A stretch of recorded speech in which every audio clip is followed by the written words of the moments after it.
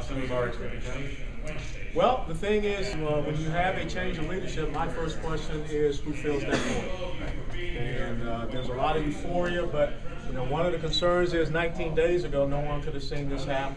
And you see this wave occurring all across the Middle East. Tunisia, Algeria, Egypt, Yemen, King Abdullah in Jordan is very concerned. And we're talking about pulling out of Iraq at the end of this year. That's another void that will be created because Maliki has already said that he's not going to run again. And Muqtada al-Sadr has already come back from his little vacation over in Iran. So it's okay to be euphoric and be happy about the fact that the flame of freedom has been lit in an Arab nation, but not yet. Sir, you're one of the Tea Party citizen candidates. What is the most surprising thing you found being in Congress, and the thing you like best now that you're there? Well, the thing I like best is the fact that I took off a uniform, I put on a suit and tie, and I continue to serve the American people. For 22 years, I defended. Woo! But for 22 years, you're out there in some distant lands, and you're protecting the institutions, one of which you are now serving in. And that's just one of the great things. As far as what do I see bad? Well, it seems that when you cross the Potomac, this insular world that you have here in Washington, D.C., people have lost a perspective of reality. And I think that some of the, not just the new members, I think some of the people who have gotten very comfortable up here, they need to be the ones to go back and have some town hall meetings. What do you think about the inclusion of the gay conservative group Go Proud in the conference? I don't have any problem with anyone exercising their liberty. And so, as far as my lifestyle, of course, I would not agree with that for me, but that's something that someone has to deal with themselves. And that's the great thing about the United States of America, is individual responsibility and accountability, is liberty.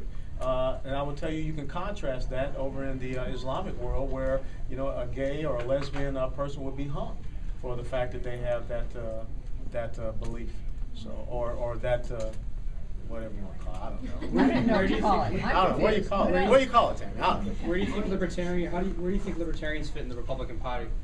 Well, the thing is, it's so funny when people talk about, too far to the left, too far to the right, moderate, or whatever. When you study the Constitution, you understand what the Founding Fathers did. The Constitution puts us right in the center. Okay? If you go too far to the left, that means great big government that's overarching. If you go too far to the right, you have too little government, you have anarchy. So I think what they did, they came up with a document that really does promote the liberty of the American people and the citizens and restraining the government. So I think that when you look at libertarians, you guys are just uber conservatives, on steroids. That's just Do you think Republicans in the freshman class are doing enough to challenge the leadership in the House? Well, you tell me. When the leadership comes and says we're only going to cut $38 billion, and then 24 hours later they say they're going to cut $100 billion.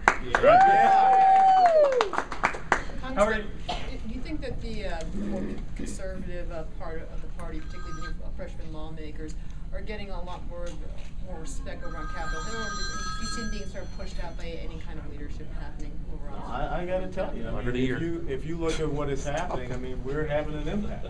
And the thing is, the leadership and those of the establishment need to understand. They need to listen to what happened in the 2nd of November. Let's be very honest. Okay, this was not a result of a love affair with the Republican Party, what happened November 2010.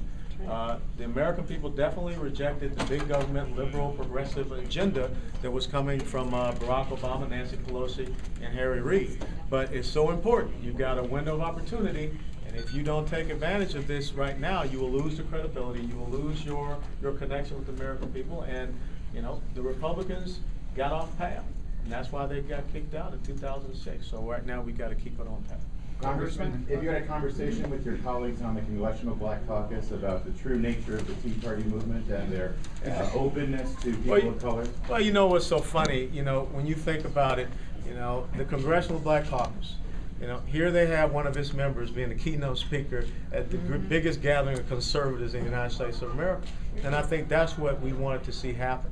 We wanted to see a body politic that is not just in this microcosm over here, but it can be an impact player across the entire political spectrum in the United States of America. And this past week, I went to a Congressional Black Caucus Foundation reception, widely received, and you're sitting there, you're talking with black businessmen.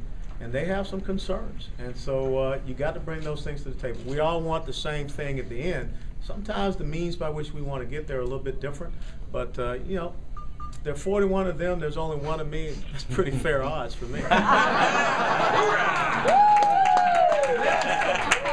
Congressman, the mainstream media have been rather viciously attacking strong Republican women. After this keynote speech, do you expect the mainstream media to make you a particular target as Where a have black you Republican? been? Dude, okay.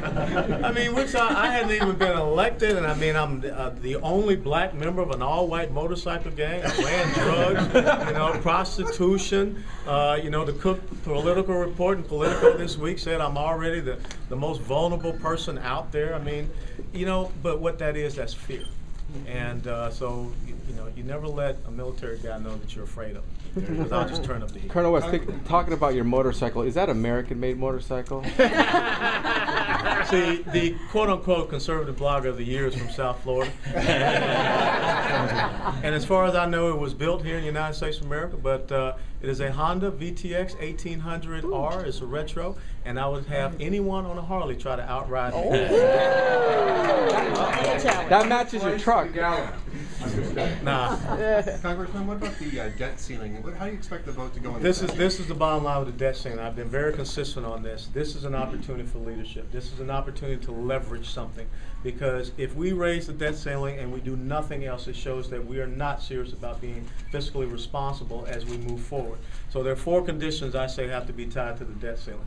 Number 1, you got to cap federal government spending. You know, you look historically anywhere from 18 to 20%. Number 2, we got to have a balanced budget amendment. The federal government cannot continue to write checks or run the credit card and believe that there's an endless supply of money that they can continue to print.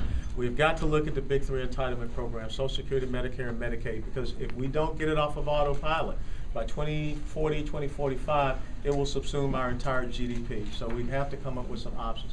And last and most importantly, we got to cut the corporate business tax rate. You know, if Japan lowers theirs, then we're going to be #1 in the world at 35%. You're not going to bring jobs back here. You're not going to have private sector growth. You're not going to have long-term sustainable economic growth if it stays at 35%. Cut it in half. Bring it down to 18 to 19%, and get all that capital to come back here to the United States of America. Yes, sir. Two more questions. What do you say to those who want to cut military funding in order to balance the budget? Sure. I can tell you, you know, I spent 22 years in the United States military. I know where the bodies are buried. I can go over to the Pentagon and I can tell you where fraud, waste, and abuse is.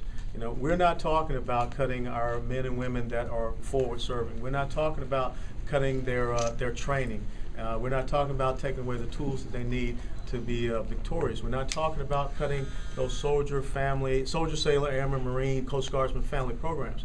We're talking about looking at the overhead, at the waste that is out there. You know, you got more admirals than you got ships in the Navy. Thoughts on phasing out Acorn? And I don't say that just because, you know, the Navy keeps beating us in football. Right?